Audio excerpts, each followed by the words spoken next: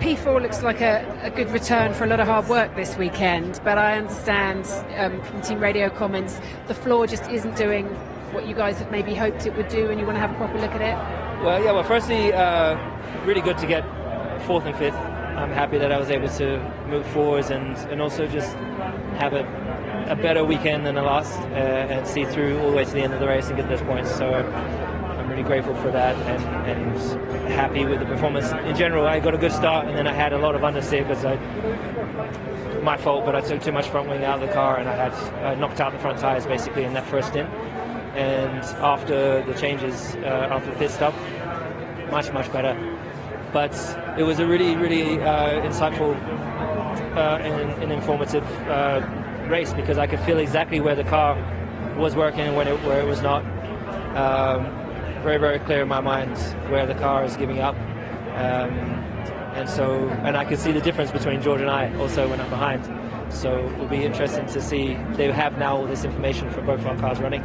So good points, good data from both of us, and hopefully put us in a better position for the next race. That sounds promising. If you can see where those are and the team then can see where those are, how quickly are those sorts of adjustments going to be able to be made, do you think, brought to the car? I mean, not before next week, I don't think, but whether or not I start on the old floor, or that's a decision we'll have to make. But I think just to put that back into the development pool for the guys, give them a bit more of a direction of where they need to go next. All right, all smiles, George, but I guess it was a tricky race out there today. That car did look like though that spec was better for a long time in that race, but Lewis just picked you at the end. Yeah, I had a really strong first stint, and when I overtook Piastri, I got a lot of front wing damage, so that probably cost me a good couple of attempts per lap. So that was a bit of a shame, but at the end of the day, P4, P5, that's where we were as a team today, and that's probably better than the pace showed. Do you think then, without that damage, your car actually was quicker than Lewis's, that spec?